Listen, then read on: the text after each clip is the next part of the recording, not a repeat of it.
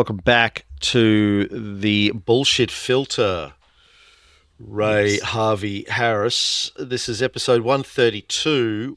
Hmm. Today we're going to be asking the big questions. Why is Trump talking about taking Greenland, Canada, and the Panama Canal? Yeah. Will Australia be next? Um, Come on, baby. Come on. but to start it off, I want to talk about the JFK files. Oh, okay. Yeah. For those of us that have been waiting for these to be released for decades, Right.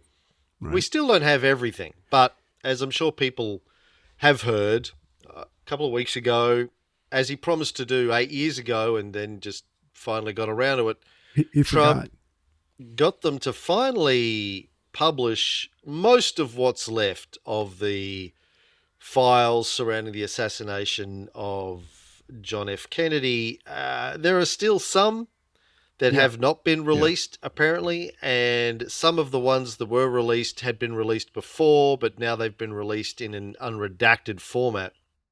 Right. And the response in the media has been interesting. Right. You know, one of the things that I find most interesting with media coverage of certain things in the US in particular Hmm. is when there is a big story and the media does its best to tell you there is no story, Right. or Right. it does its best uniformly across the board to give you a version of the narrative that is quite obviously not true, or is restricted or crafted in a certain way to emphasize certain things and de-emphasize or ignore other Right. things. Yeah. And it happens, and when it happens consistently across nearly the entire mainstream media landscape, like they're all talking from the Right. same script handed Yeah. down by the Politburo. They had a meeting. They're all on point. Yeah. Yeah. You know, Yeah. we've talked about this before. You see this, the Daily Show likes to do this with taking Fox News, where everybody Right. in Fox News has exactly the same talking points for a particular topic, because it's literally issued as a memo from up on high. This is how you're going to talk about issue X. Yeah. But when it happens across the US media landscape, Right.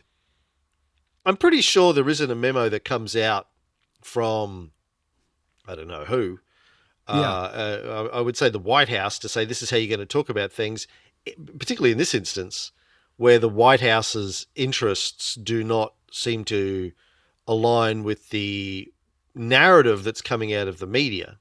But Hmm. before I get into it, Right.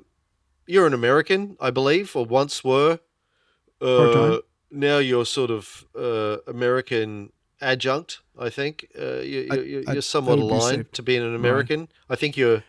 Do you still think of yourself? Do you still self-identify as an American, or are you transitioning? Are you in the process of transitioning to I'm Scottish or something? trans.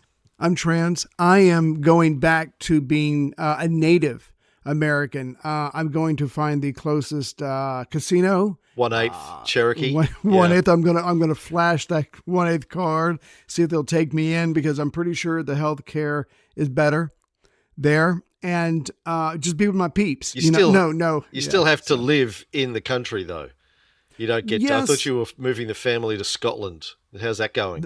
that was the plan. Well, Paul, my tech guru, he won't give me his address, and he won't give me a key. So that was plan A. I'm not sure what to do now. Maybe we can go live under a bridge. I don't know. I'm still working on that. Right. Though. Yeah. So, as an American, what Yes. is your perspective of the JFK files that have come out recently? Not much, because they didn't answer the one question that everybody has. Who did it? Was it more than one? If you can't definitively, boom, tell me that, then everything else is just kind of semantics. It's like, because that's at this point, that's all we know. We want to know. They've got us so revved up. That's the only question I want answered. After that, I ain't got time for that stuff. I know that's probably a disappointing answer, but I think I'm the product of all this teasing and hinting for decades. Was it just Lee Harvey? Was it was it the CIA? Was it the Mafia? Were they working together? Whatever. At this point, we just want to know. And it's getting to the point where I want to know, but I don't care anymore. I want to know, but I'm not passionately burning, maybe like 20 years ago. Does that make sense? It's just their strategy of just wearing me down is working. Not sure I care anymore, but I'd like to know, maybe over a cocktail party, we could talk about it. Yeah. It's like your sex life, but in reverse. Mostly theoretical. Your wife doesn't care. You just wear her down. She stopped caring a long time ago. That's right. Yeah. Hey, it works. What about you? Well, let me start. Yep. I'm going to preface all of this by stating up front my position on the JFK assassination. Right. I don't have one. It's a bit like my position on whether or not Jesus existed as an historical figure. Right. I don't really have one. I don't think there's a great deal of evidence to point to either. Yes or no. Yes, he did it. No, he didn't do it. Yes, he did it. No, he didn't. So I'm on the fence. Sure. That said, vis-a-vis the JFK assassination, having studied the period, the time, read lots and lots of books, both pro and anti the single shooter theory. Right. I know certain things to be true. I know that JFK and his brother RFK were hated, and not just disliked, but vehemently hated by 4 very powerful groups that all not only hated him, but had overlapping interests and conversations about why they hated the Kennedys and wanted to get rid of the Kennedys. Right. The mob was one of them. The Mafia, for a couple of basic reasons. They felt like they'd helped get him elected in the first place. They and the Teamsters that were mob connected. Joe Kennedy, the father, was connected with the mob. If you go way back, some scholars will say there's no evidence that he was running illegal liquor during Prohibition into the country, but he definitely had mob connections. That's well established. Right. And the Teamsters played a role in getting getting the vote for Kennedy in certain parts of the country in 1960. So the mob felt like they kind of owned Kennedy in a way. Yeah. And then when he, in their view, pulled out of Bay of Pigs or went light on the Bay of Pigs and then didn't do enough to get Castro out of what they felt was their town. They were quite proud of having built up their own little enclave in Havana. They were pissed. On top of that, RFK started an investigation into the Mafia after J. Edgar Hoover for decades had been telling Americans that the Mafia was a myth, it didn't exist. Right. The Kennedys actually went after it and had an inquiry, congressional hearings that's sort of referenced in The Godfather Part 2. Yeah. And so the Mafia were pissed at the Kennedys. On top of that, J. Edgar Hoover was pissed at the Kennedys.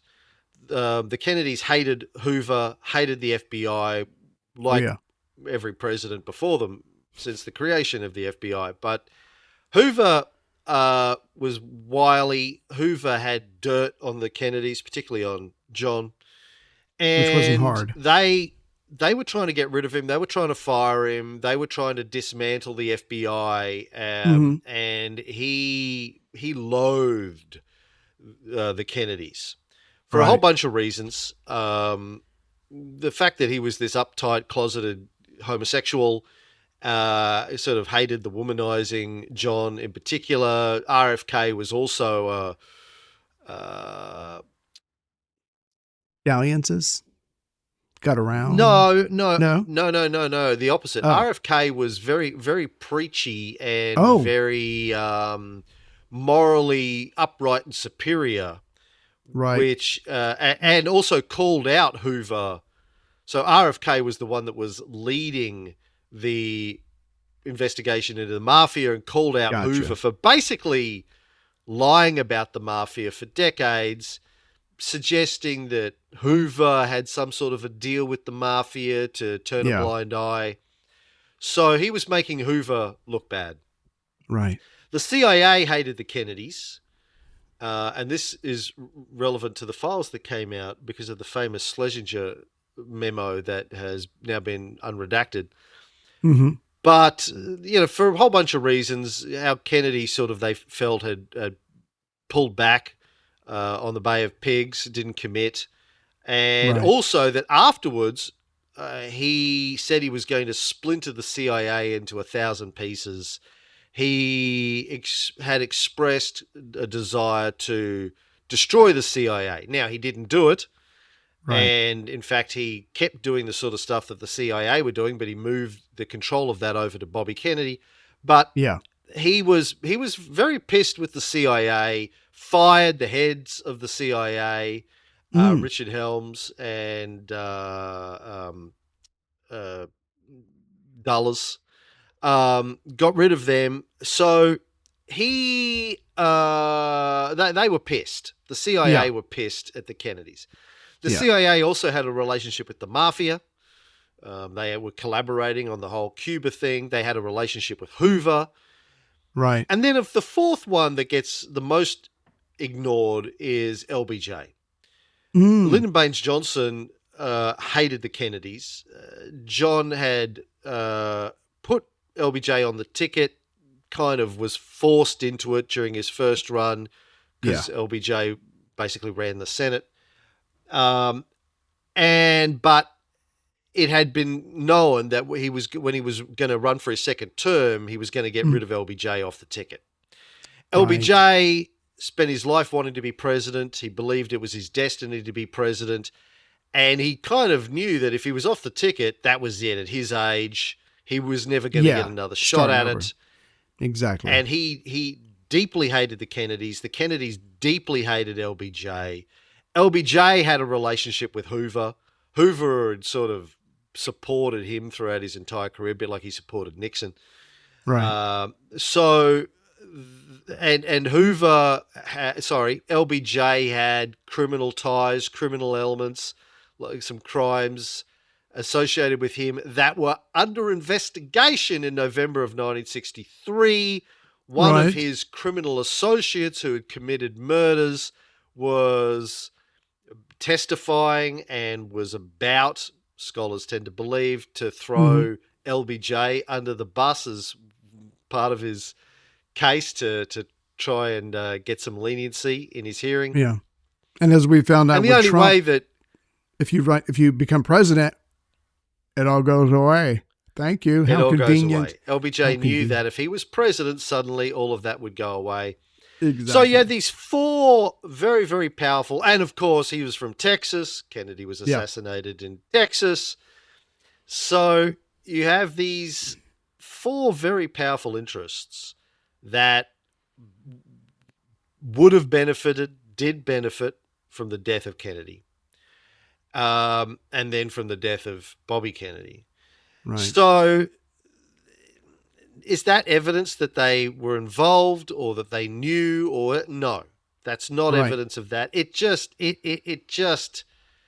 a big red flashing light that these four very powerful interests, I'm not going to say they wanted to see Kennedy dead, but they wanted to see Kennedy replaced. Right. And he was very popular. Yeah, absolutely. If I can just add to that, for someone who's listening to that right now and going, oh, that's going way too far, here's how I think of it.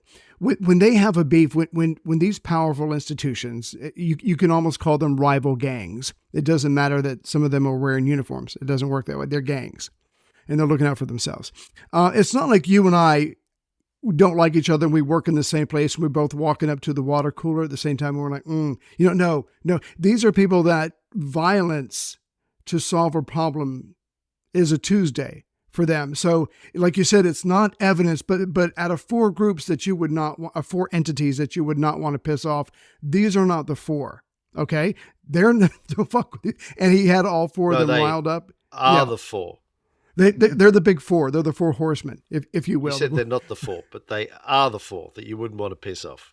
Right. No, sorry. Yes, these are the Don't four. worry. I know English isn't your first language. It's Well, I'm the going national back language to of the Cherokee. Cherokee. Yeah, Thank you very much. No, but yeah. I'm just saying you're right. It's not proof. But again, if anybody's going to whack a guy, it's going to use before, because that's what they do for a living, or that's how they solve problems. So I'm just saying to me, it's easily within the realm of possibility. You're right. It's not proof. But if you had 100% proof, I'd go, yeah, that tracks. That sounds right. When you combine that with the evidence of a massive cover-up, right, then you start to go, well, why and what are they covering up, and what are they telling us? Now, the mainstream media coverage, though, since the files came out, is all what you would expect. No second gunman, no smoking gun. They do mention embarrassing CIA secrets and incompetence and laziness on behalf of the CIA and the Warren Commission and the police that were investigating it. Yeah. It's kind of like nothing to see here. Oh, just nothing to see. Don't pay attention. Brush it under the rug. A bit like if you were on a signal chat talking about not battle plans but attack plans with the Houthi, and you let a very prominent journalist in on that. Right. How you would respond to that is like nothing to see. If you say this is not a story over and over and over and over and over again, hopefully people believe you. And that's what's happening with this. It's Russiagate all over again.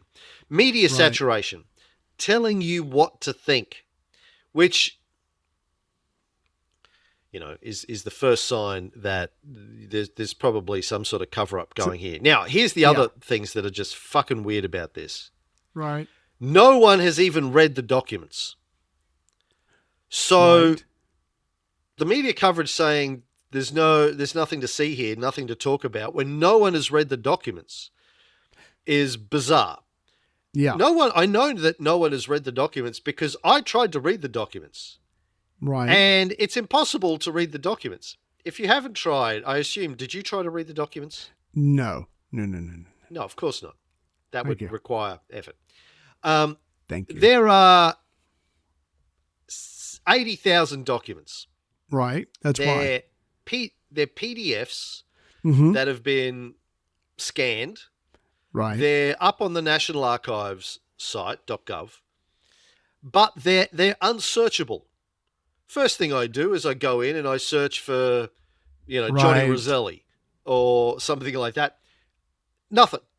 They're unsearchable. They haven't been indexed. So all there is thousands and thousands of long, obscure file names made up of random alphanumeric digits that tell you nothing about the document, not the title. There's no précis of each document or of each file, and they're unsearchable. And there's 80,000 of them. So how about it? Yeah.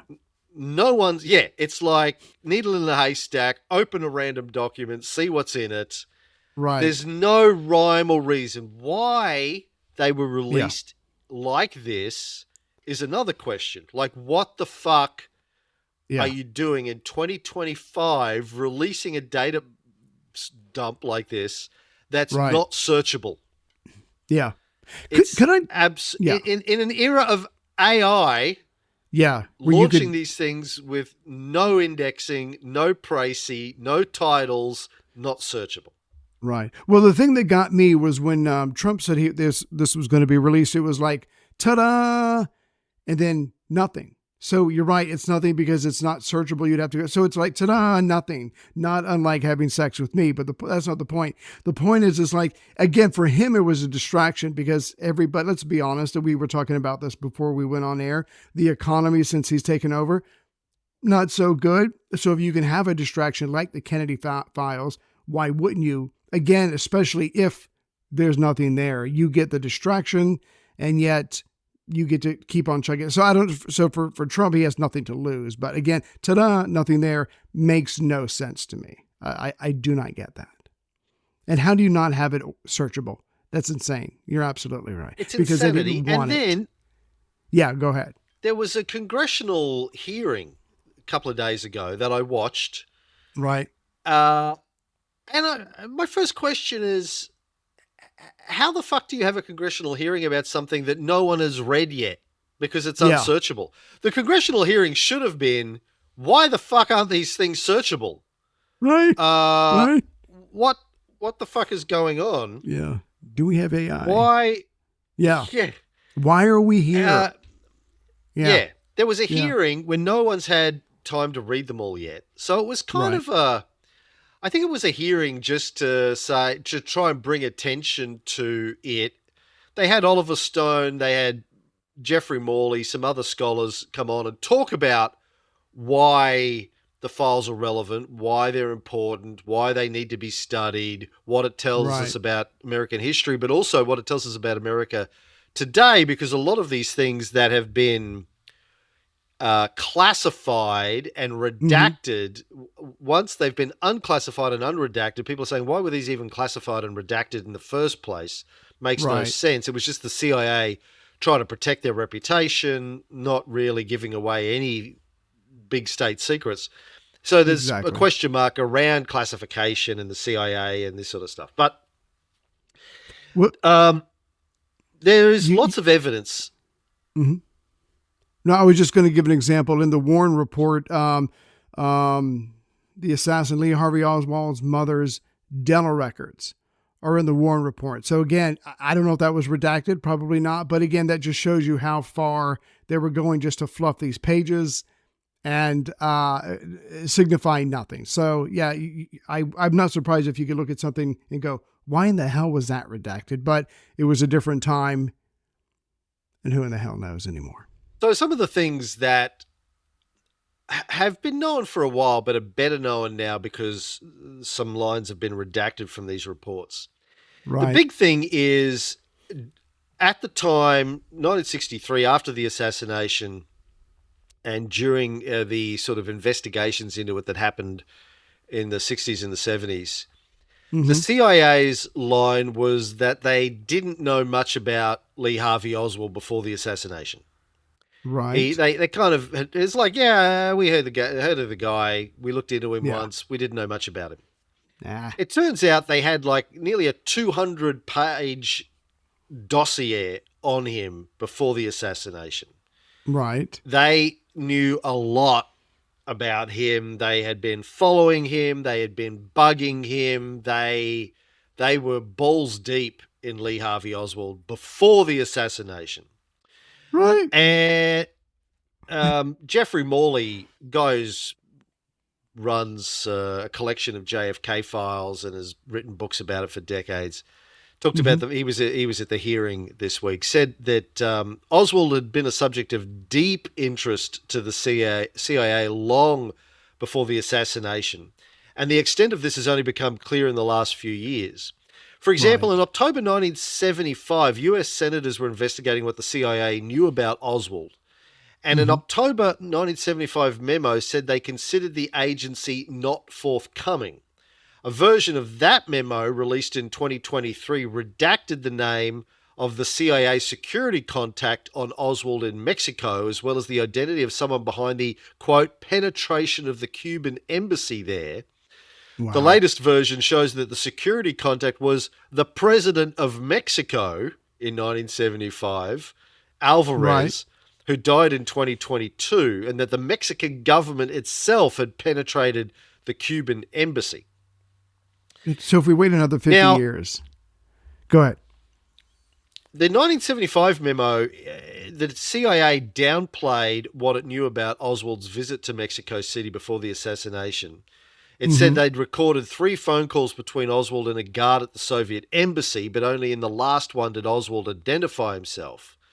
Right. But we now know that they knew a lot about Oswald and they'd followed him for quite a long time. So the question then is, why did they cover that up? Why in the 60s and the 70s did the CIA pretend they didn't really know much about Oswald before the assassination? What would be your incentive for doing that? Now, it could be just embarrassing. Oh, God, we actually knew a lot about this guy and we should have done something. And we still didn't Yeah. Makes us look bad. Yeah. Now, that in and of itself is a big enough story. When the CIA is lying to the American people about what they knew and when they knew it and how much they knew, that in itself is bad, right? Yeah. But the other side of that is, what are they still not telling us that they knew, or what their relationship with Oswald was? Yeah. Who says it stops there? I mean, just So for because they give people you a that little don't know bit. the story, Yeah. it's the story of your sex life. Just because you give them a little bit doesn't mean you're going to stop there. I won't. You tricked me that way many, many times. It's just the tip. Don't freak out before Who's I the know fool? it. The fool or the fool who falls for the fool? So, Yeah. whatever. So, As George W. Bush said, "Fool me once, shame on me. Fool me twice, won't get fooled again." For people who don't know the story of Lee Harvey Oswald, Right. for the kids out there listening, he was a U.S. Marine who then defected to the Soviet Union for a couple of years. Then he came back. It was like in 1959, he went to the Soviet Union. Then he came back to the US in 1962. Right. Now, the latest release has unredacted testimony from James Jesus Angleton, Good name. who was a very senior CIA counterintelligence official. He was sort of the guy that owned the Oswald file at the CIA. Right. He had been conducting surveillance of Oswald for months before the assassination.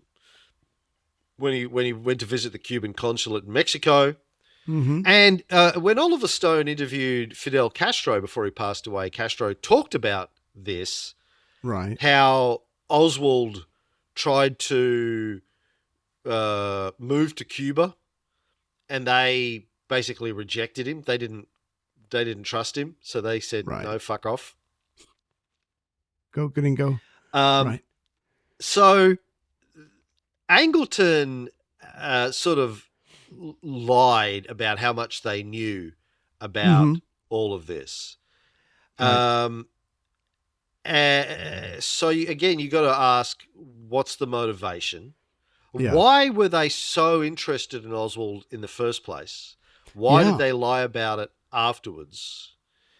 It's there's just so many questions around their relationship with the guy who assassinated the president that we still don't know. It's still not clear to us. They haven't been forthcoming about it.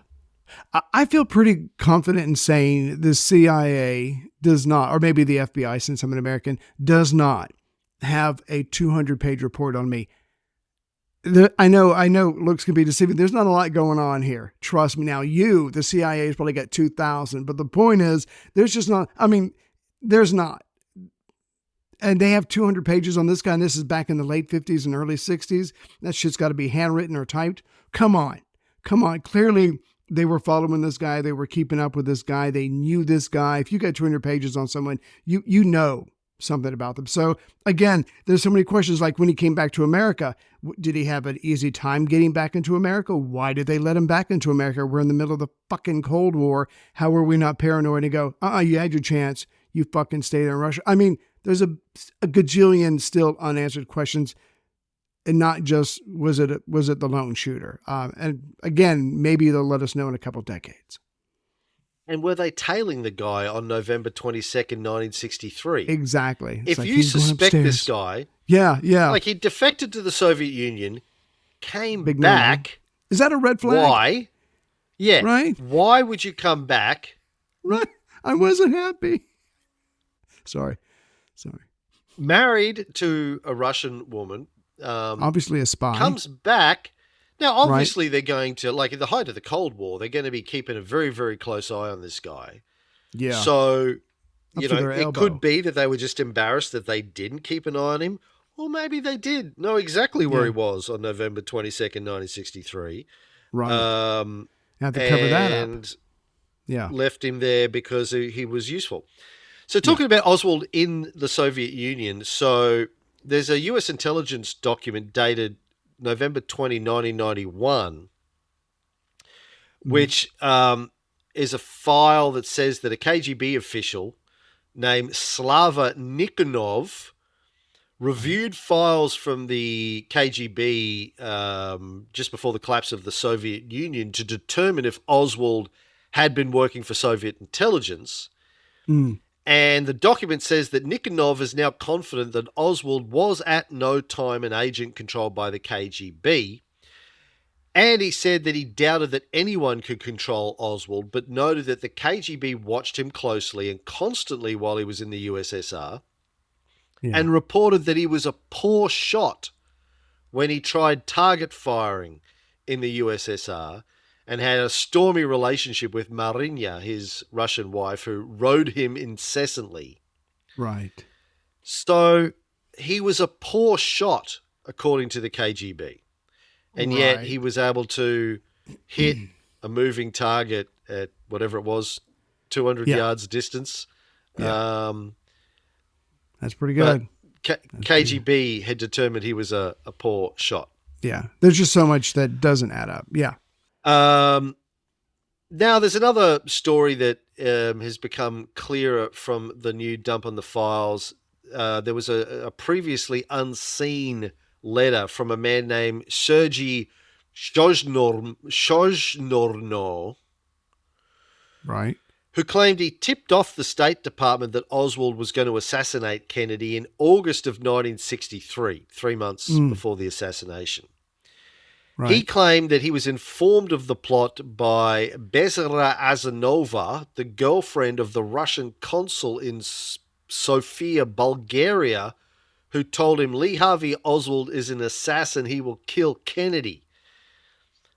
Shozhnorno said he passed on the tip to U.S. diplomats. He also claimed that he told State Department officials Kennedy would be killed in Dallas, and claimed to have information on the assassination of Martin Luther King 5 years later. He went on to claim that the FBI agents visited many times and gave him drugs to try and give him amnesia and all sorts of stuff.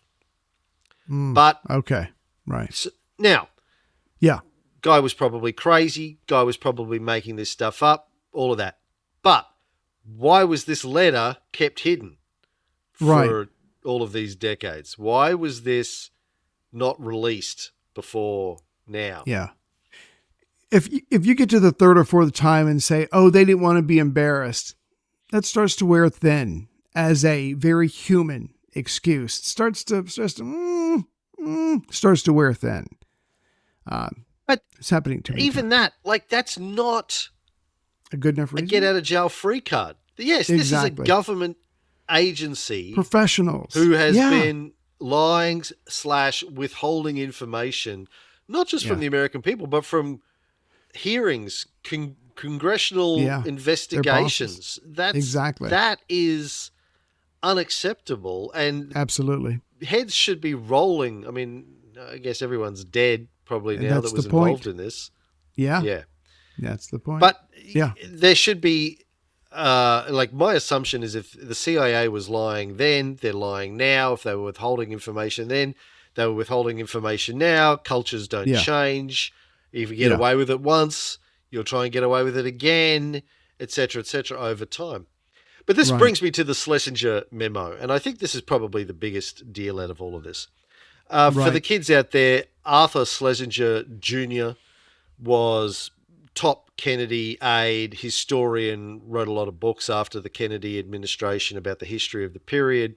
Mm-hmm. And there was a memo that he wrote in June of 1961 in which he discussed all of the problems with the CIA and why it should be dismantled after the Bay of Pigs fiasco in Cuba. Yeah. He wrote that the CIA had been allowed to create U.S. foreign policy and it had effectively usurped presidential authority, described the agency as a rogue state within a state, which is ironic because these days, if you talk about the deep state in the US, the Democrats go blah, blah, blah, conspiracy theory, blah, blah, blah, because it's become associated with Trump. Yes. But here you have Kennedy's top aide, and they all fucking have a hard-on for Kennedy, the Democrats. Oh, yeah. Kennedy's top aide called them a state within a state, which is essentially what the deep state is about, right? It's a Yeah. bunch of powerful officials who aren't elected, who get to determine policy and just, run along and do their own thing. And in a lot of cases, determine policy, not the elected officials. Yeah. When you do your own thing without checking with your boss, you've just become your own boss. And as long as you can cover it up and no one finds out it was you, like you said, if you get away with something, you keep doing it. So again, and you're not supposed to lie. You can lie to the American people all day long. The CIA is paid to lie to the American people, but you're not supposed to lie to the senators, to the House of Representatives, to the committees. They are your superiors. They're the civil masters. You're supposed to tell them all. And clearly, that's never fucking happened since the CIA has been created. It never will happen because their job is to keep secrets when they're not killing people. It's just never going to happen. Sorry, I didn't mean to run away like that, but that's what they do. That's what they do. Schlesinger wrote, in short, no one knows how many potential problems for US foreign policy and how much potential friction with friendly states are being created at this moment by CIA clandestine intelligence operations. Yeah. Now, at one point, he said that at the time when Kennedy was elected, almost 50% of US diplomats around the world were undercover CIA operatives. Right. Or CAS, he refers to them as. Controlled American sources. That's what CAS stands for. 50% of diplomats were actually CIA spies or operatives, agents, etc. Right. People, and it was, sorry. People that aren't real diplomats, they're just spying on the country where they're based. Well, two things. One, I meant to send you this TikTok. There was this former retired CIA guy who was there in the 60s and the 70s. And he literally said, we didn't care about democracy. You either did what America said or we went after you. It doesn't matter if you were friend, foe, ally, partner, whatever. It wasn't about fuck democracy. He said it was about power. You do what we say. Excuse me. You do what we say or we find a way to come at you. And so the idea, from what you're saying, you're talking to a diplomat, no matter high level, low level, whatever, there's a 47% chance you're talking to an American spy who's connected to who is the CIA, and that's going to go back to Home Office or wherever. And depending on what you say, they might fuck with you. So again, why do people, this is almost like the Catholic Church. What do we got to do to lose your faith and your trust in us? We are spying on you. We're sabotaging you. What the fuck do we got to do for you not to trust us anymore? Because I knew there were spies in the embassies. I didn't think it was 47%. And there was also spies in the military, and there were spies in other non-military, not diplomat positions as well. In fact, there were 3,900 undercover people, throughout the various countries working for the American government. So again, there was a good chance at some point, if you had any dealings with the American government or an embassy, whatever, you were talking to a CIA spy. It's just staggering. Yeah, and a surprise to you and also was a surprise to Kennedy and Schlesinger when they found this out. Yeah, good point. And, it's long been understood by the governments around the world. It was no secret. Schlesinger actually says this in the memo that all of the governments around the world knew that America was doing this, but Americans, even the American president, didn't know how deep this went. And whenever Castro or Khrushchev or any leader of any country would accuse the US of this sort of activity during the Cold War, they would deny, even at home. If lefty journalists like I.F. Stone accused them of this, they would deny it. Chomsky, they would deny it. But it was true, and it was kept hidden from the American people for decades. So Schlesinger recommended that Kennedy split the CIA into two agencies, one for clandestine activities and paramilitary activities, and one for information collection. And he points out that when it was created by Truman, it was designed just to write memos about what was going on in the world. Give me some info. Yeah. What's the latest? And it had got out of control, and it had become a state within a state, as he said. Yeah. Now, as I mentioned before, Kennedy said that he would splinter the CIA into 1,000 pieces and scatter it to the winds. Right.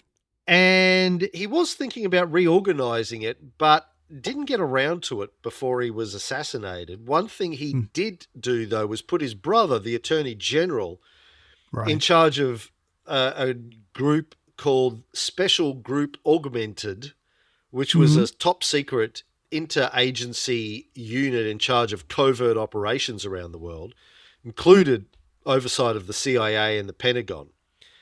And then they launched Operation Mongoose, which was the next set of covert operations against Cuba, where they tried to poison Castro and send him a rifle with a malfunctioning trigger mechanism so that it would blow up in his face. And they sent in assassins, and they sent in all sorts of, trick bombs and shit to try and kill him in briefcases, and all of which the Cubans just laughed at and, had a party every time the Americans tried to kill him.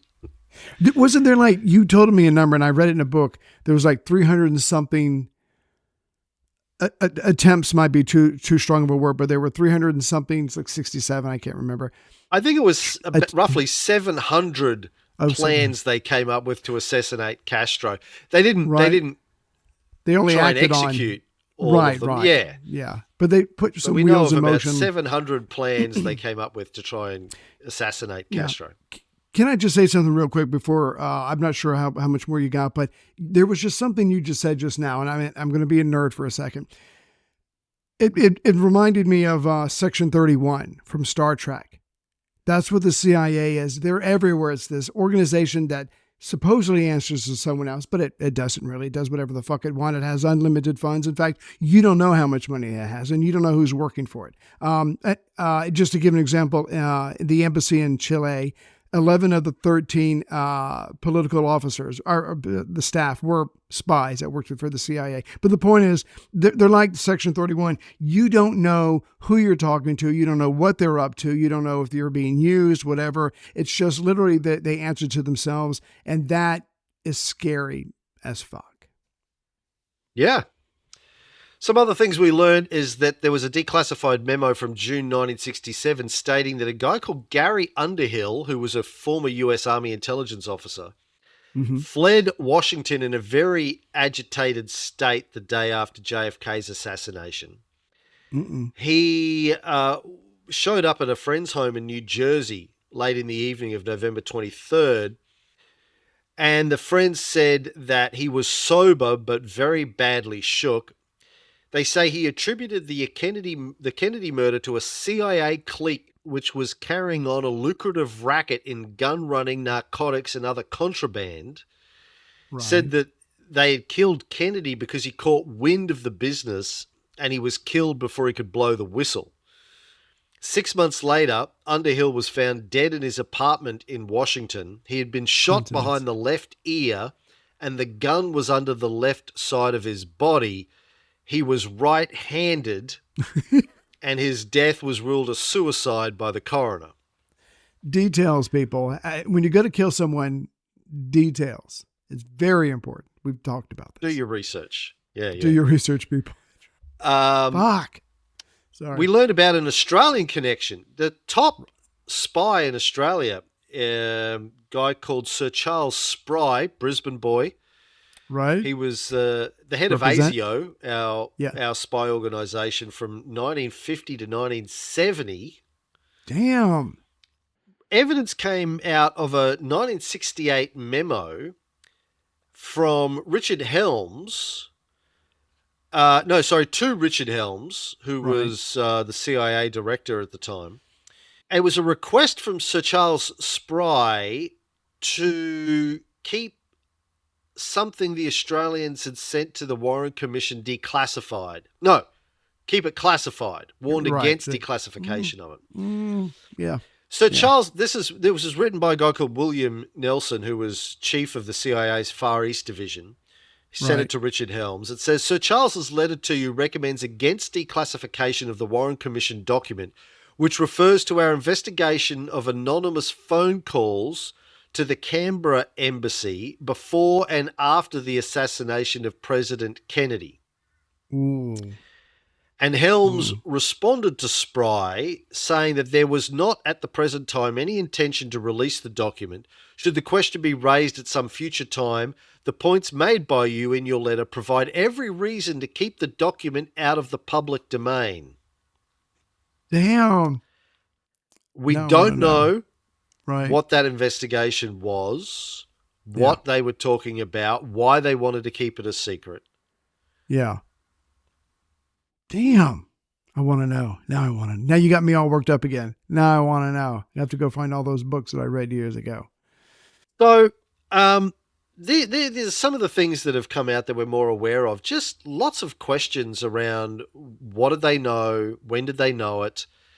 Right. And why did they hide it? Why did they cover it up? And what is going to be done about the fact that they covered it up? Well, there's also the story of James Files. It sort of became clearer, but we knew of him before. He was an 83-year-old former hitman for the Chicago mob, served 25 years in jail for the attempted murder of 2 police officers.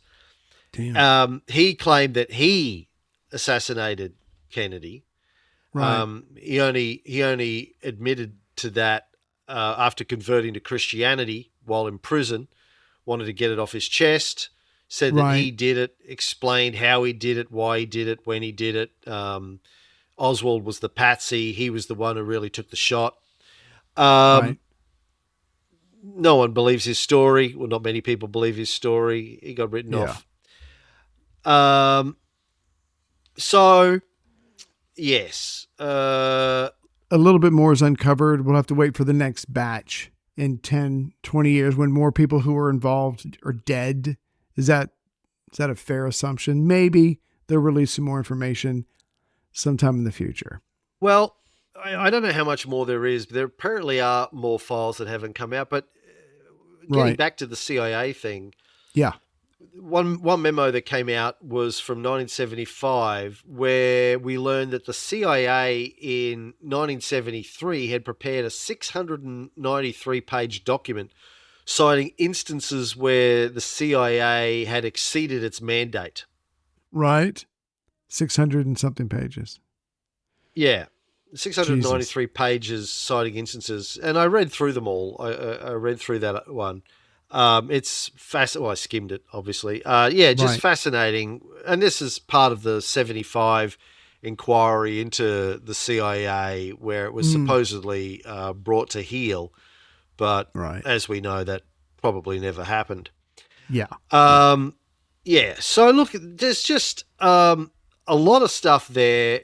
We know that Richard Helms, Angleton, and a guy called George Ioannidis, senior CIA guys, at different times lied to investigators about what they knew about Oswald before the assassination. And you really have to wonder why they lied. Right. And there's probably more lies. Yeah. Let's talk about Trump's plans for U.S. expansion. It's fairly clear that he wants to own and take over all of the North American continent. Yeah. At the very least. He wants to take Canada. He wants to take Greenland. He wants to control the Panama Canal. And he said it himself recently. I think this is the core of it all. He was talking about Canada. He said, we're not going to let them get close to China, right? Right. We're going to save them from China by conquering them? Okay. Yes, exactly. Okay. That. Okay. All right. So, for your own good. We've talked about this a lot. This is what's going on, of course. It's the end game now between the battle of dominance between the US and China. Right. For who controls the world until the robots take over in 10 years. And Thank Christ. Trump is just doing an all-out play to get all of the land mass that he can, with all of the resources and buffer zones and everything that comes with that. Yeah. And he's not ruling out military force to take Greenland, according to stories that have come out this week. He told a journalist that he will get Greenland and that military force may not be needed, but he was leaving all options on the table. Well, those caribou are pretty tough. So go ahead. You know, of course, that Greenland is semi-autonomous, but is part of Denmark, and Denmark is a NATO country, founding NATO country. Right. So if the US tries to invade a NATO country, Ray, yes, what happens? Does that invoke Article 5? And does that mean that all the other NATO countries need to launch an attack on the United States? That's what's supposed to happen.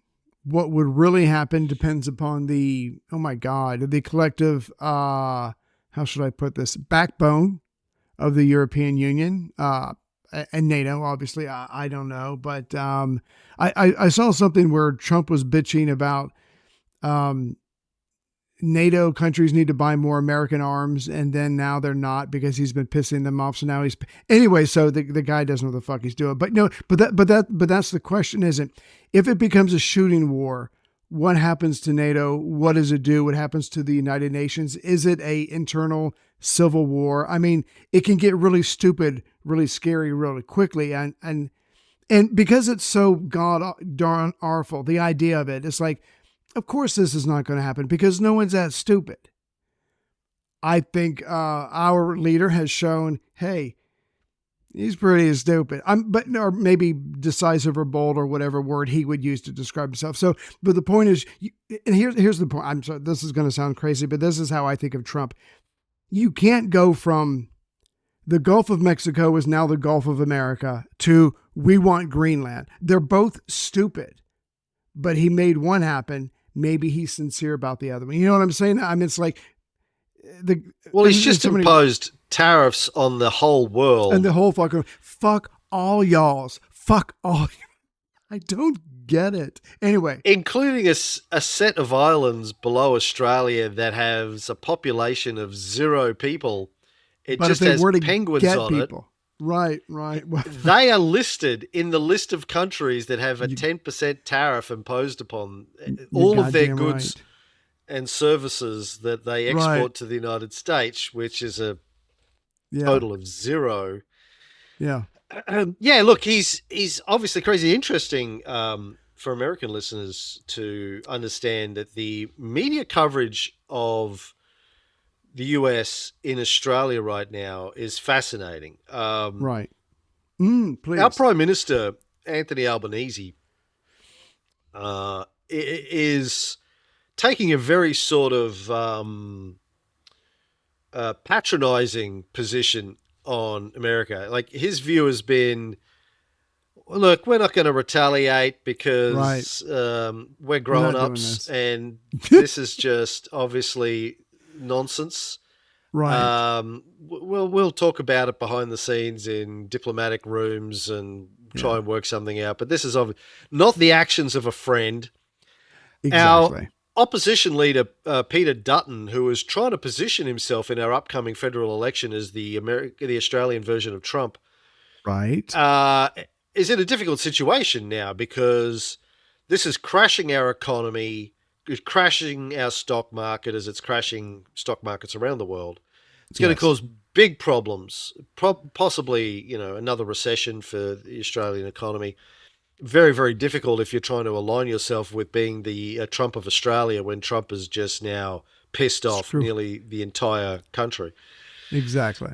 But there's also a lot of fucking dumb people in this country, so they probably can't add 1 and 1 and get 2. So we'll see what happens with our election. But there's just wall-to-wall negative coverage of the United States here right now. Yeah. Which is interesting because Australia, even during the first Trump administration, tended to toe a line to a certain extent. Yeah. I think, Trump didn't do anything this antagonistic towards Australia during his first term. There was some issues, but it wasn't this bad. Right. But and we had a conservative government at the time. But I think that at the time, Australians kind of figured that he's going to go away one day, and we'll have a new administration, and we'll be able to do business with them. We don't believe that anymore. I think we all know that he's going to be there for good. Yeah. Him or JD. But he's in his early 80s, isn't he? I can't remember. I don't know what he is, but I think he's 79, 78, 79. Right. Well, you've heard him talk about his plan for a third term, right? Where he's going to let JD run, and then JD will just cede power to him. Just the old switcheroo. Like yeah. Putin Brilliant. did with Medvedev years ago. Yeah. Anyway, so let's talk about Greenland a little bit more, because I'm sure, like me, most people don't really know much about Greenland, even in the United States. I'm sure no disrespect intended. Greenland, right? Right. There's Americans don't know shit about anything, let alone Greenland. Right. Yeah. But we need a reason. Yeah. Now we have one. As a close personal friend of the Queen of Denmark, sure. I have a particular interest in all Danish affairs. Just in case she pops in for tea, I want to be able to have an intelligent conversation with her about affairs of state. Oh yeah, as you're sipping tea. And so I'm going to talk a little bit about the relationship between Denmark and Greenland and the whole thing. As you know, J.D. Vance and his wife visited Greenland recently. Yeah. Heaped a lot of criticism on Denmark just to make sure that they understood. Keep the narrative the lay going. Of the land. Yeah. He talked about how they had been lagging on security and were leaving Greenland open to invasion from Russia or China. And of course, they should be invaded by the US. Look, if anyone's going to invade Greenland, it should be the US, right? You didn't protect them from us. Therefore, we deserve it to have it. Yeah. Because we'll protect it. That makes total sense to me. Sorry. Go ahead. The other interesting thing about all of this that gets lost is Trump's advocates, the MAGA advocates, have often rightly talked about the fact that Trump was an isolationist. He was going to stop the US interfering in foreign affairs and foreign wars. He's trying to pull out the US's support for Ukraine. Yeah. Okay, he's turning a blind eye to what Israel's doing in Gaza, but he's sort of sold himself on the guy that didn't want to carry on these wars of aggression or imperialism that were happening under former Republican and Democratic administrations. But literally the first thing he does is go, I'm going to take this country, I'm going to take that country, I'm going to take this, I'm going to take the Panama Canal. You're going to love it. Any means necessary. So he's immediately flip-flopped and become I'm just going to go take things now, and military force has not been ruled out. Exactly. And all of his supporters who were supporting the fact that he was an isolationist and going, yeah, well, that's all good. They just go along with the story. Don't. Well, you don't understand what he's cognitive. You don't understand what he's doing. Yeah, no, he's doing it for you. He's making America stronger. I mean, they have to say something. They can't go. He's destroying the economy in order to make it better.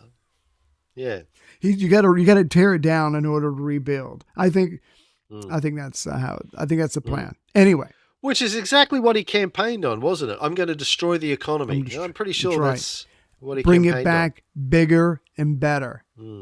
No, he said day one, everything was going to be cheaper. Inflation was going to go down. You're going to be safer. You're going to be able to say what you want. Day one. And that's again, I'm related to a lot of Trump. And I just want to go up to them and go, he promised this, this, and this, and this. So when he did the Gulf of Mexico is now the Gulf of America. I mean, whatever. did that help your pocketbook? No, it didn't. And when he's doing all these other things now, which are literally the opposite of helping. I mean, but again, like you said, there are people that can't add one and one. They're like, no, he's my guy. You don't understand the deep game he's playing. You're going to be even poorer for years to come because of what I'm going to have a heart attack. Anyway. Back to Greenland. Please, God. Yes, please, God. Population of about 57,000 people. Right. And animals. In the entire country. Yeah. It's like a suburb of Brisbane. Right. 75% of Greenland is covered by a permanent sheet of ice. Yeah. Which is probably going to disappear over the next couple of decades. Give it enough time. Right. Australia, by the way, is about 3 times the size of Greenland. Greenland's big, but Australia is bigger. Right. Now, Greenland, even though it's part of the continent of North America, has been politically and culturally associated with kingdoms of Norway and Denmark for more than 1,000 years. If people are wondering, as I did, what the fuck does Denmark have to do with Greenland? Right. Since like the year 986, right, when they started jumping on their Viking boats and sailing around. Yeah. Vikings from Norway, or Norsemen from Norway, settled in Greenland in the 10th century. Right. And lived there for 400 years before disappearing in the late 15th century. Right. The Inuit arrived in the 13th century.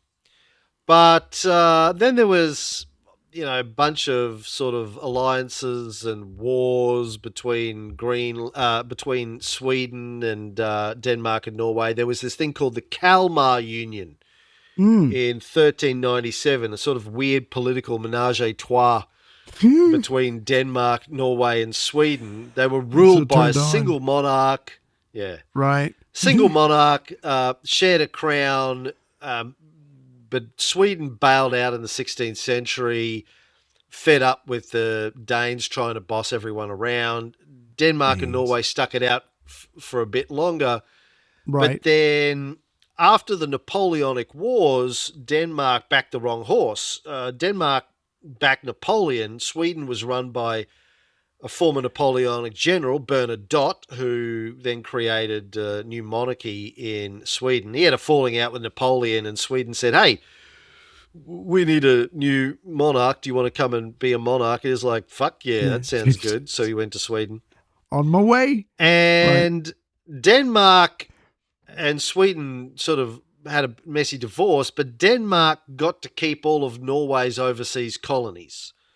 Right. Because they just said, well, we'll just hold on to these. Thanks very much. Yeah. And outlast you. No one was particularly interested in, the Arctic at the time. It was just all ice. So they're like, fuck, you can have it. It's just there's nothing there. Right. So Greenland ended up as a Danish colony sheerly by fucking historical inertia. No one gave a shit. And it's sort of just hung around like a sort of side quest that they've had.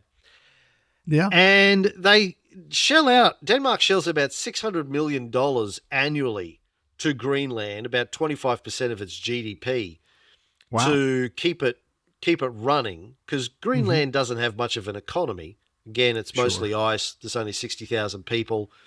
Yeah. But it's important to Denmark because it's strategically important. There's a NATO defense. There's a NATO base there / US missile warning system, the Thule base that's been there since the Cold War. Right. But also there's a lot of resources under the ice in Greenland, which are difficult to get to, but may not be in the future when the ice melts, and shipping routes open up when the ice melts up there. So there's sort of a lot of colonial legacy guilt around this and soft power issues that Denmark are dealing with. There's Right. political leverage. There's this whole issue of Greenlandic independence, which goes backwards and forwards. But they hold on to Greenland not because it's profitable, but because it's valuable in In other ways. various ways, hard and Exactly. soft ways.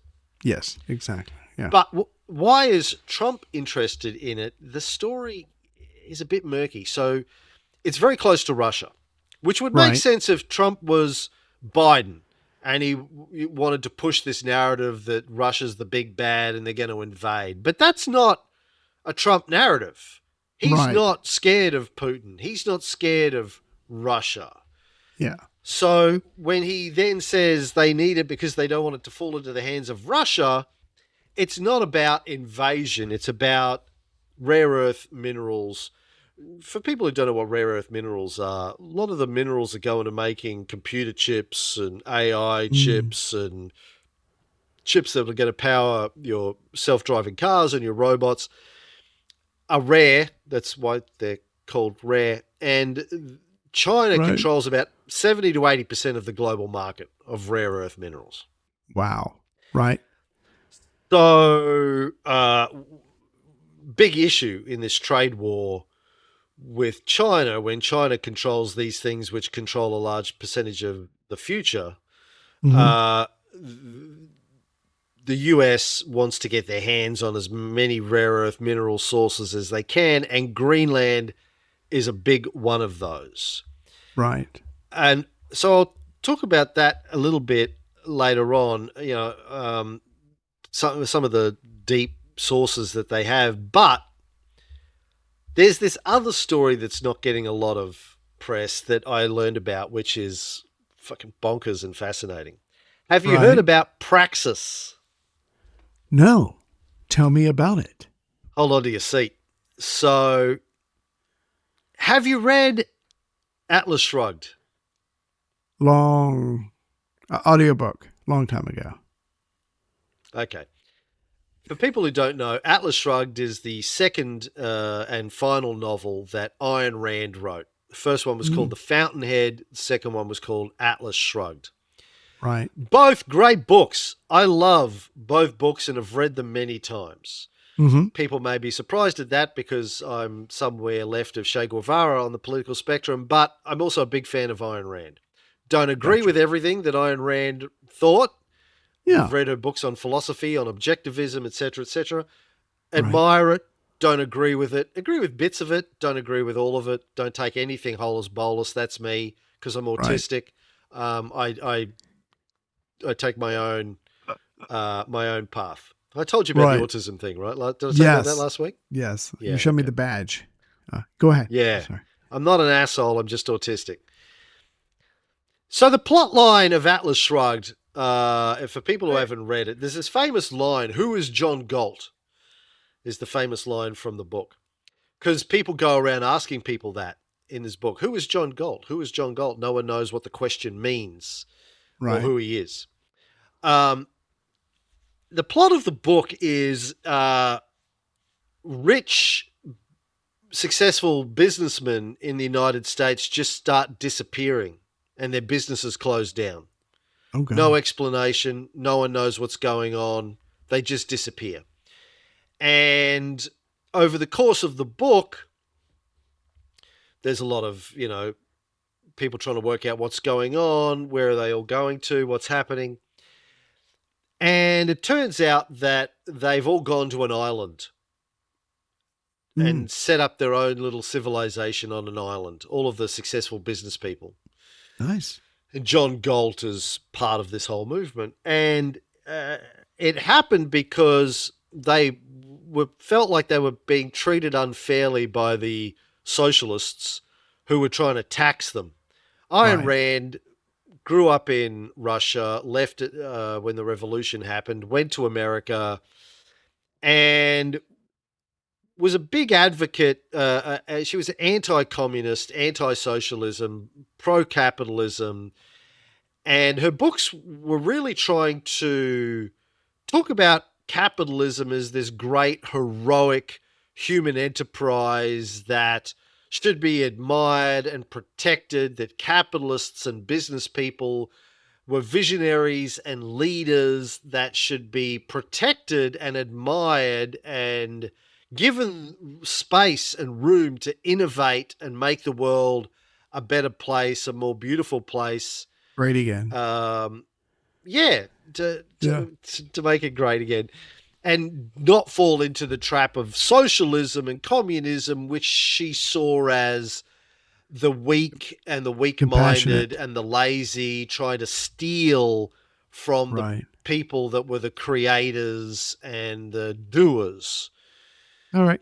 Okay, so a lot of problems with that, but there is some truth to the fact that we do need innovative thinkers. We do need business leaders. We do need, in any society, the people that are willing to kick down doors and break through and destroy old ways of doing things and destroy traditional thinking and innovate and invent. We do need those people, and we do need to support them and protect them to an extent.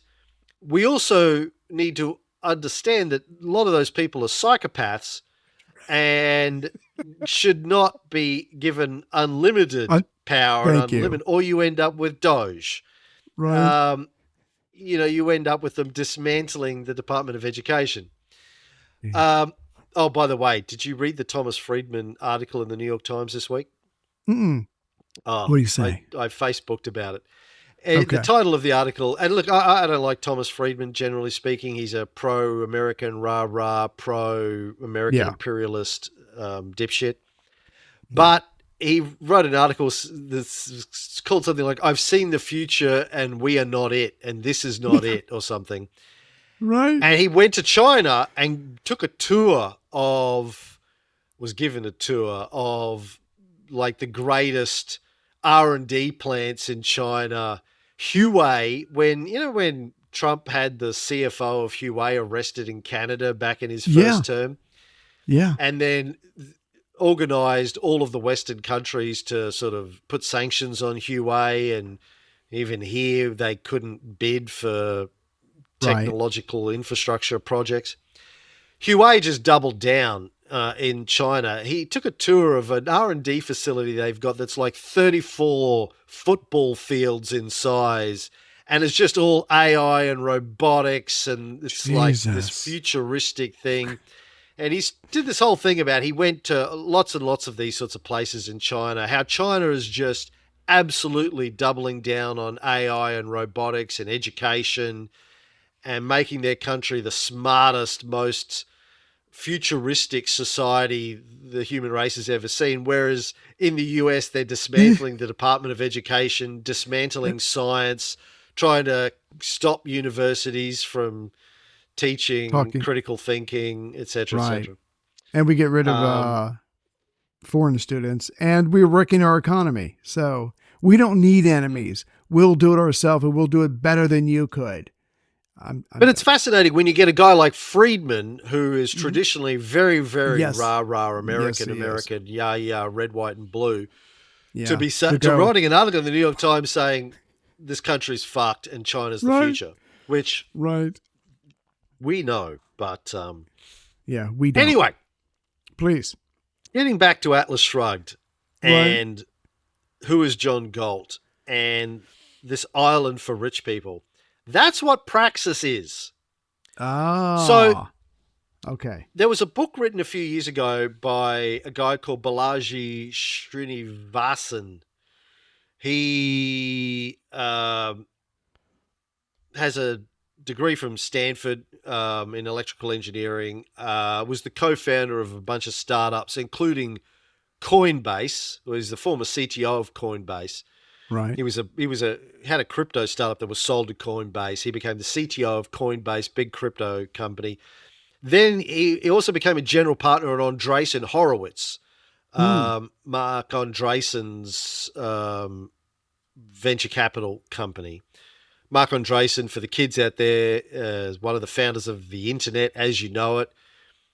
He created the world's first web browser that then turned into Netscape, and then was the beginning of the web in 93, 94, which then got crushed by Microsoft. and then he became a venture capitalist. But he floated it for like billions of dollars, and he made a shit ton of money at the time. Right. So Srinivasan wrote this book called The Network State, Right. which I skimmed over the course of the last week, where basically he is pitching this idea for what he calls a startup society. Mm-hmm. A network state. Okay, think of it like this. Imagine you got the nerdiest subreddit that had 50,000 uber nerd / tech startup entrepreneurs. Right. And they decided they wanted to create their own state, city state. Right. And they raised money, crowdfunded, to go and buy a piece of land somewhere, Right. built a city on it, created their own government with their own laws, their own level of taxation, none, their own political parties, and then declared themselves an independent nation state and demanded that the rest of the world recognize and acknowledge them as being an independent state. Internet first, technology driven, built around the internet and tech and AI and all of that, with no legacy industries, no legacy billionaires that are trying to protect their agriculture racket or their fossil fuel mining racket or their mainstream media racket or whatever it is. That's the idea of a network state. Here's GPT's analysis of it. You start with a bunch of internet nerds forming an online community around shared values or interests. They organize digitally, pool resources, build a common identity, and decide they're ready to level up. Next, they crowdfund some real-world land, set up actual physical infrastructure like a city, village, or compound, and move there, like a digital tribe colonizing real-world turf. Finally, the kicker. They convince existing traditional governments to officially recognize their sovereignty, effectively becoming a new nation state, or at least something legally distinct, somewhere between Burning Man, Monaco, and a libertarian fantasy island. Right? I like that. It kind of reminds me what some of these ashrams have done, like the Osho or the Maharishi. But Osho, and there was a great documentary done about the Osho one a few years ago that we watched, when he had an ashram in India, and then he tried to build one in the United States. But then in the 70s, and then they militarized because they were getting threats from local residents who didn't like the fact that they were buying up land and taking it over. Not actually dissimilar from what Joseph Smith and the Mormons did in the early to mid 1800s in the US, where they were trying to build their own nation state, which ended up becoming Utah. Right. And then they were sort of forced under threat of military invasion by the US government to succumb to becoming a state. But the original plan was for them to be an independent nation state, religious theocracy. Joseph Smith wanted to become president of the United States before he got assassinated. That was his plan. He put together a militia and everything. Anyway, so Praxis is a startup by a surfer dude in his late 20s called Dryden Brown that's taken this network state idea of Balaji Srinivasan, which is taking the Who is John Galt idea from Atlas Shrugged and trying to turn it into a real thing. Wow. Now, here's the kicker. Dryden Brown went to Greenland a couple of years ago and told them he wanted to buy Greenland. Get in line. Build Praxis on. Right. And here's the connection. He has raised $500 million in funding for Praxis. And his major backer is Peter Thiel. Right. Former member of the PayPal Mafia with Elon Musk. Right. He's also the guy who has been the political backer of J.D. Vance. his political career. So Damn. you've got this guy who's associated with Peter Thiel, who's also associated with J.D. Vance, who tried to buy Greenland so he could set up a techno-utopian city-state in Greenland. Greenland has told him to go fuck himself. He's tried in other countries as well. It's not just Greenland. Right. Oh my Peter God. Thiel is also a disciple of Curtis Yarvin, who's a guy people may not have heard of, but he's like an extremist version of me. Podcast, blogger, ultra-libertarian, has been talking for years about how humanity's fucked, democracy is fucked, we need to rebuild humanity, it needs to be built around basically techno-utopian warlords that will run things in a modern fashion. Peter Thiel's a big follower of his, so is Elon Musk, so he's part of the whole Silicon Valley techno-autocrat mind space of basically the Elon Musks of the world, the Zuckerbergs of the world, taking over and running the world, rebuilding it in their own vision and form, because nothing would be better for the world than having a bunch of billionaire autistic nerds running things. You know, what could possibly go wrong with that? As a autistic nerd, let me be the first to say, we are the last people you want running things. Don't put us in charge. Absolutely the last people you want running things. Yeah. You can ask us questions, but don't give us power. Don't put us in charge. Don't let us get in charge. Lots of advisory boards. Put us on lots. We're very, very smart. And podcasts. We read a lot. And we think deeply about lots of things. But you do not want us running things, though. Very bad idea. Oh, I believe you. So people got plans for Greenland is obviously very, very popular. It's the sleeper hit of the summer, obviously. Jesus Christ. Yeah. But the key around this Praxis idea. Praxis, by the word, is a Greek word that means putting theory into practice. Right. So you have theory and you have praxis. When you actually put something, you apply it, that's praxis, and that's what he wants to do, is put this idea of the network state into practice. Now, there's about, as I understand it, there's a Praxis online community. There's about 14,000 people that have joined it. Right. And to join it, you don't necessarily need to be a billionaire startup founder. God. You need to exhibit useful skills. I'm screwed. Which include, according to a YouTube I saw of Dryden Brown talking about this, being a good surfer. Because if you're a good surfer, that, like he was homeschooled because he was going to be a professional surfer. Sure, didn't work out. Yeah. Ended up at a hedge fund in New York, got fired, but surfer hedge fund. Tracked onto this idea. Yeah, whatever. That's so close. Jesus. Because if you're a good surfer, you're demonstrating courage, and they want people that have courage. Hot girls are also highly valued.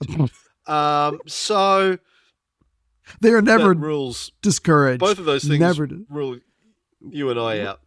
The genetic material. Anyway, yeah, so I'm not going to get an invitation anytime soon. That's fine.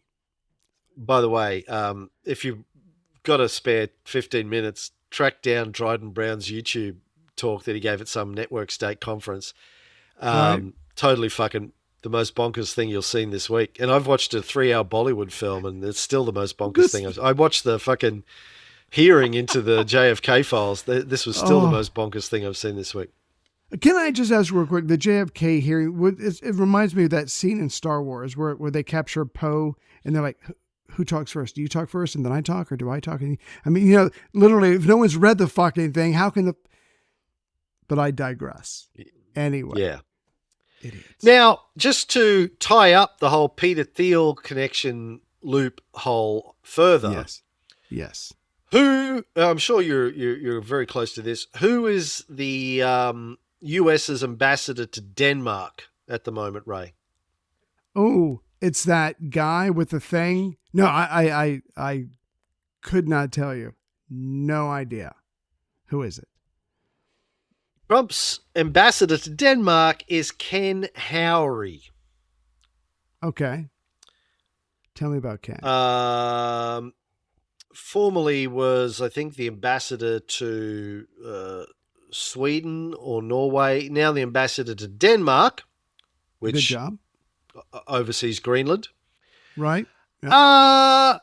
He went to Stanford, where he was the managing editor of the Stanford Review, student-run newspaper founded by Peter Thiel. Shock. He then co-founded PayPal with Peter Thiel and Elon Musk and Max Levchin and Luke Nosek. So your PayPal founders, Elon Musk, Peter Thiel, guy behind JD Vance's political career, Ken Howry, ambassador to Denmark, which looks after Greenland. Right. Dryden Brown, funding from Peter Thiel. Mark Andreessen, very sort of close and friendly with both Elon Musk and Peter Thiel. Yeah. And Srinivasan, partner of Mark Andreessen. So that is something to watch. Like, I think the rare earth minerals and the strategic importance and the buffer zone aspects of Greenland and Canada are probably the primary things that Trump is interested in, but there are people in his administration or aligned or adjunct to his administration, influential in his administration, that are also part of this Praxis thing. Peter Thiel, by the way, has also got a sort of an exit plan for New Zealand.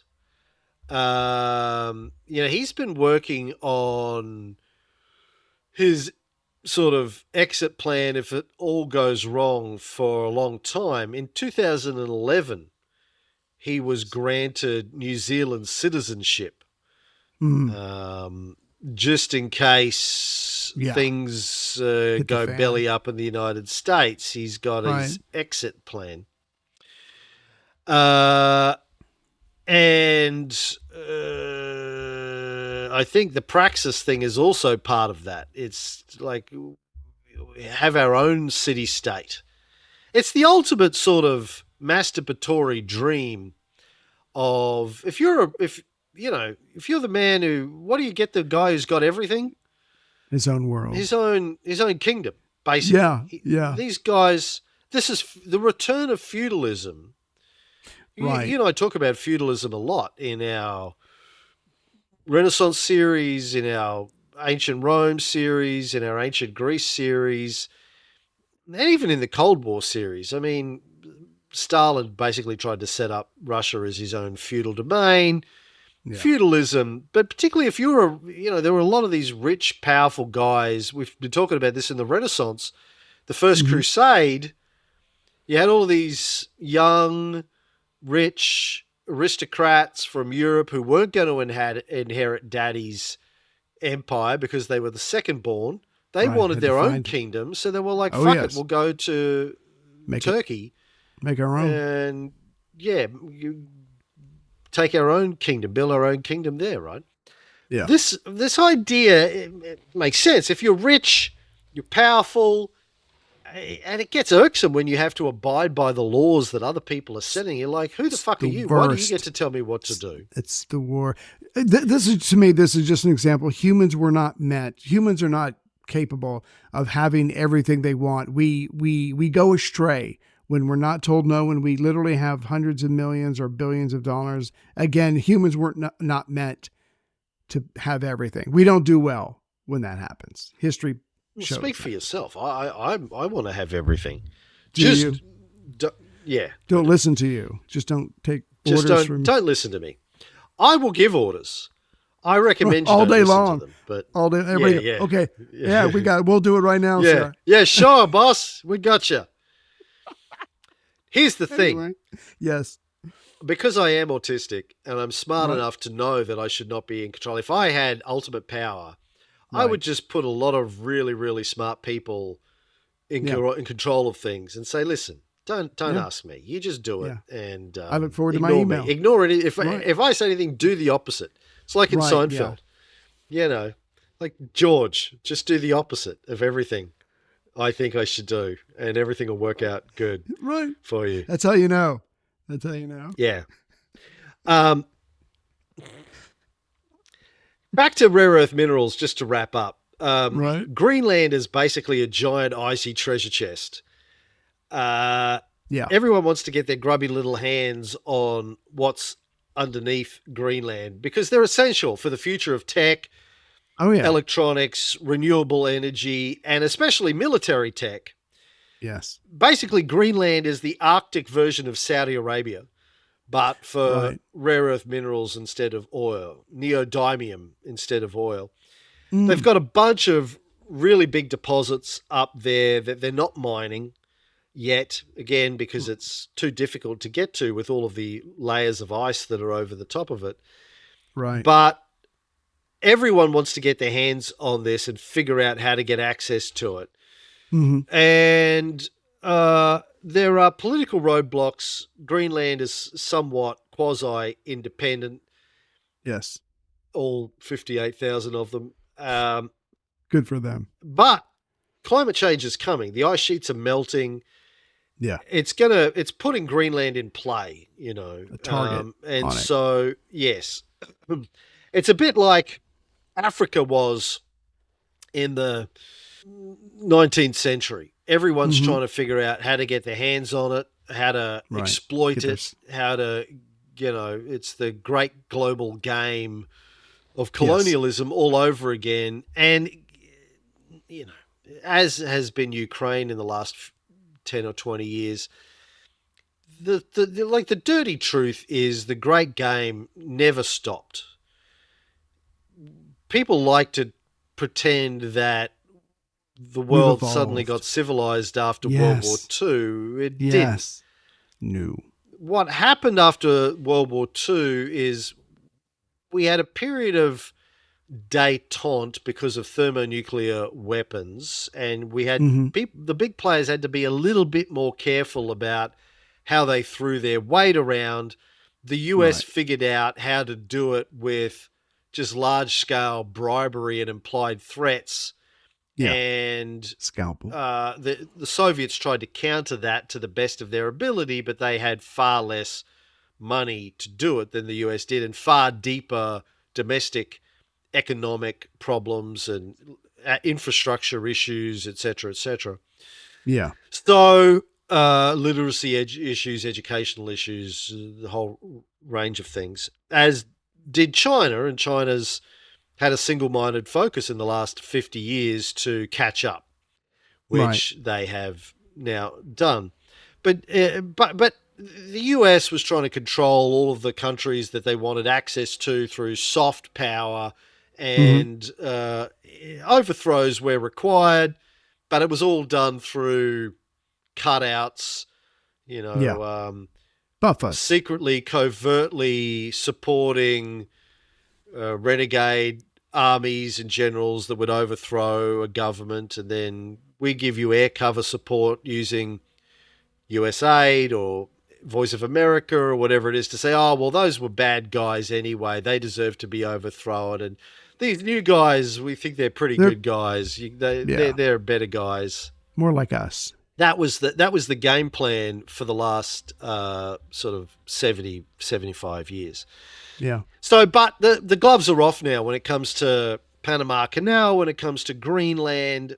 Trump's basically, fuck all that nice political bullshit. We're just going to start taking what we want before China can get their hands on it. And because China have been doing in the last 10 years what the US had been doing for the previous 60 years, which is using their money and their influence Exactly. access to their markets, access to their people, access to their technology, to broker deals diplomatically with governments around the world to bring them into the fold, into BRICS, into the One Belt alliances, etc., etc. Right. And the US kept convincing itself that China was going to fail, that the world would continue to choose the US over China. Right. And increasingly, I believe they have started to realize that they were wrong, that China is going to succeed. There will be setbacks. There are going to be issues. There are going to be problems. Always. China has a bunch of domestic issues it's dealing with, like an aging population, food supply issues, because they import most of their food. But technology is also going to solve a lot of these problems. I was in this Facebook debate yesterday over this. Some American people were trying to tell me that China was going to fall over in a big heap. And Tony and I laugh about this on QAV all the time. The amount of times I've heard that China's days are coming to an end for the last 20 years. Any day now. Yeah. Come on. Any day now. China's going to fall in a heap. Yeah. Just because you want it really badly doesn't mean it's going to happen. And it's not that China doesn't have a bunch of problems. China's always had a bunch of problems. They're a very large country with a lot of people, and they were very, very poor and very, very low levels of education and low levels of infrastructure when the communists won the Civil War in 1949. It's been a while. They have spent 75 years trying to catch up. And that's a lot of problems. But what they have built is a system and a methodology for focusing, laser fucking focus on these problems. Right. Like, as Tony said this many, many times, and Thomas Friedman quoted him in his New York Times article. If you're one of the smartest people in your community, if you're 1 in a million levels of intelligence, in China there are 1,400 people like you because they have population of 1.4 billion people. Right. They can find 100 geniuses and apply them to any problem like that. Damn. That's amazing. And they have built this political system around that idea. Their political system, which they invented, because it goes way back to thousands of years of Chinese history. This is sort of a Confucian idea of find the smartest people in your society and train them to be very good at governance, and then put them in control of the government. Yeah. That was the sort of the Confucian idea, which China ran for a long time. Then they lost their way. Basically, the Industrial Revolution. They missed the Industrial Revolution. Britain came in, followed closely by the other industrialized powers, and crushed China in the 1900s. Oh, yeah. And then, then World War II happened, and Japan came in, and blah, blah, blah, blah, blah. Civil War. But they're making up for it. Fighting for independence of China. Right. Communists get in 1949, 1950. Mao kind of has a crack at it, sort of does some things right, does a lot of things wrong for the first 25, 28 years. He finally dies. Deng Xiaoping ends up in control, and Deng Xiaoping is a smart motherfucker. Let's get to work. Who had been trying to move Mao in this direction for a decade or two. Yes. Got punished for it. Thankfully survived. Finally gets his hands on the levers of power and says, right, fuck everything else. We have one job, become the most powerful force in the world, most economic and military powerful country in the world. We're going to do it in 50 years. Everybody, put everything else aside. This is it. This is the plan. How are we going to do that? Well, we need to educate our kids. We need to get lots and lots of infrastructure up and running. We need lots of business investment. We need lots of factories, lots of manufacturing. We need to go around the world and learn from the capitalists, because the capitalists know how to do this better than we do. We need to invite the capitalists in to teach us how to do it. And the hardcore communists were like, what? Say what? Because they had believed, they had been told that communism knew how to do things better than capitalism. He sent all of the Politburo leaders to study what was going on in America, what was going on in Germany, what was going on in Japan, what was going on in all these places. Right. And they came back and they were like, fuck me, these guys really know how to get shit done. They had convinced themselves that the West didn't know how to do shit. He was like, no. Because he had done some of these trips before. He'd convinced Mao to let him go and do this sort of stuff. He's no, son. You're going to go see how it's done. We need to learn. Then we will take it over, but we need to learn first. Learn the game. And they have had this single-minded focus. Like this book I read by the Canadian academic Daniel Brown, I think, called The China Model, where has been studying this for decades.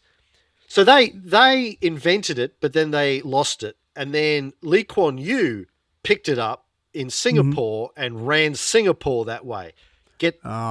Educate your kids, find the smartest ones, train them how to be really good at governance, get them to run the government. And make sure that business and government are in line. The government you run as a dictatorship, but it's a dictatorship of the smartest. Right. It's a dictatorship of the smartest people doing the smartest thing and making the smartest decisions. Business has to listen to them, not the other way around.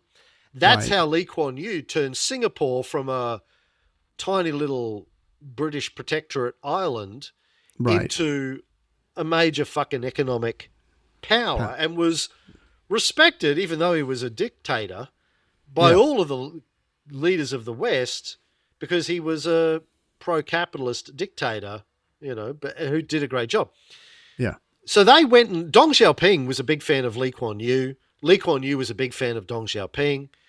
And Lee Kuan Yew was a big fan of Xi Jinping before Lee Kuan Yew died. Oh, gotcha. Was a big fan of was a big fan of Xi Jinping.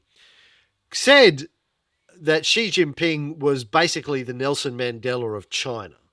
Like, great genius who was going to make his people great again and was blah, blah, blah, blah, blah. Right. Which makes it hard for the West, because the West love to hate Xi Jinping. Yeah. But they love Lee Kuan Yew. And Lee Kuan Yew loves Xi Jinping. So it's this. Doesn't have to make sense. He didn't know. He was a great guy, Lee Kuan Yew. But when he's talking about Xi Jinping, he didn't know what he was talking about. But everything else, he was a fucking genius. Spot on. Yeah. Anyway. Yeah. Bottom line is, I don't know how I got into that, but the US is terrified about China, and the gloves are off. And we'll see what Denmark does. The US is crashing the global economy. My prediction is rapidly in the next few years, you will see previous US allies, NATO allies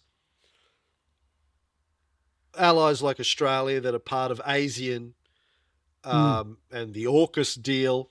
Australians now going, why the fuck are we in this AUKUS deal where we're buying $500 billion worth of submarines from America if they're treating us this way? They're obviously not our friends. Exactly. Let's kill this deal. You will increasingly see these countries realign themselves with China. Survival. Everybody does it. Yeah. Yes. It's been happening already. You're going to start to see that speed up, where countries will go, you know what? It'll be gentle at first, like that. No one wants to piss off the Americans right now. To be the first one. Right. But they will start to do bigger and bigger agreements with China. Because they will realize that China is the adult in the room. Exactly. And America is just in terminal temper decline. Tantrum. Right. Yeah.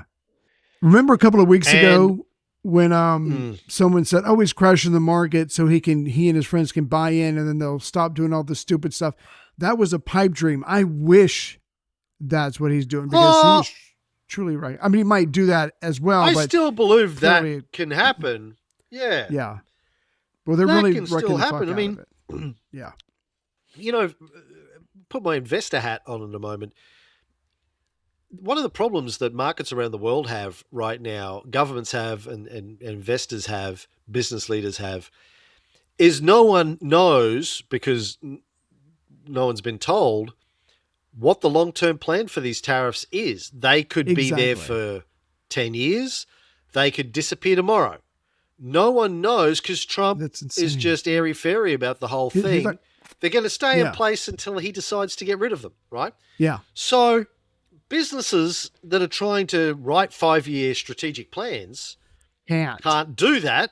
Exactly. Markets that are trying to invest in businesses based on their 5-year plans can't know what we're doing. Exactly. So, if Trump's insiders get wind that he's going to take all these tariffs off a week from now, a month from now, right, then yes, you go in and you buy in when the market has crashed 10% and ride it back up. So that could still be part of the game here, is just crash it, buy low, rescue it, sell high, crash it again, buy low, rescue it, sell high. That's so pedantic. I mean, he's already a billionaire and he's already been president twice. I mean, that's his goal. It can be completely hidden. Right. Because of Trump coin and the new USD1 crypto scheme that he's got, where he's going to launch an official US crypto that he will own. Right. His son owns. Yeah. Todd Jr. is running. Because that is largely untraceable. So you can get, for example, investor, let's say you've got an insider called Ray Harris, who's on the inside with Trump's plans to crash the market and then allow some respite and then crash it again. Right. You go and you buy. You go, hey, I'm going to take options on the market when it's at its low because I think it's going to go up. And you buy $100 billion worth of options. The market goes back up, you sell. You cash out, you make billions of dollars in profit. You then buy Trump coin. Right. And then your fees for buying Trump coin go to Trump as the administration fee that gets taken for buying Trump coin. Right. And then you sell the Trump coin because the price goes up because you buy it. And then Trump says something on Truth Social about how great Trump coin is going up. People buy it. You sell it. Right. And you profit again. Trump profits. And then he crashes the market and you rinse and repeat. And the right people benefit. That's important. The right people benefit. Did I say white? And it's pretty much untraceable. And even if you can trace it, who's going to prosecute? Because Trump runs the Department of Justice and everything. So no one's going to prosecute. Exactly. And you'll be living in Praxis by the time anyone gets around to this anyway. You'll be like, I'm hey, so excited. Diplomatic immunity, bitch. That's right. I'm a citizen of Praxis. Praxis. We have our own laws. You can't touch me.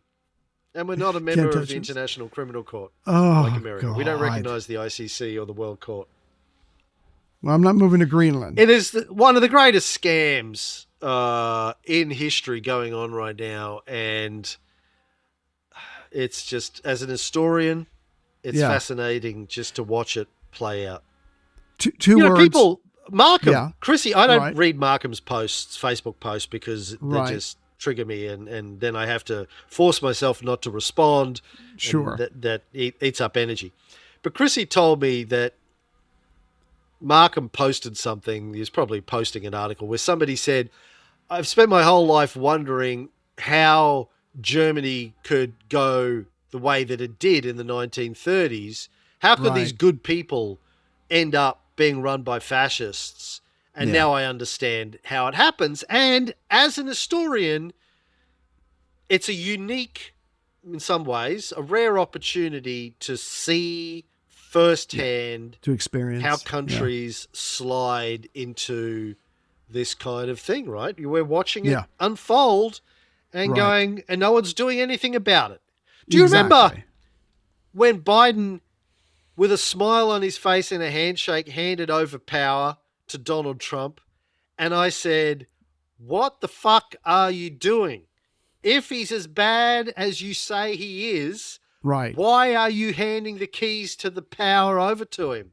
And everyone was like, well, what else are you going to do? That's the law. You have to hand it. I was Tradition, like, no, law. you Yeah. don't give power to Hitler. Right. Yeah. If you know, especially if you know he's Hitler. Yeah. But so Yeah. everything that we've talked about tonight, I've only got 2 words: collateral damage. And that's the rest of us. We're going to be fucked because we're not those in Including that the circle. people who voted for him. Exactly. I certainly meant them, but collateral damage you have to destroy in order to take. So It'll be interesting to see how long the people that voted for Trump hang in there with their support. exactly. Yes. Forget identity politics. When you're kicked out of your house, you lose your car, your kids can't go to school, you've got no retirement. How loyal are you going to fucking be before you go, yeah, I think I fucked up? This is the ultimate test. How long does the cognitive dissonance, There the we go. cognitive bias, There we go. Hang in hold there, out? baby. Exactly. Yeah, We're going to find out. the Stockholm syndrome. Yes. It'll be fascinating. All right. Yeah. Well, that's 2 hours of the bullshit filter. This is your monthly dose of Cameron ranting. Hope Yeah. you enjoyed that. We'll be back maybe one day if we all survive.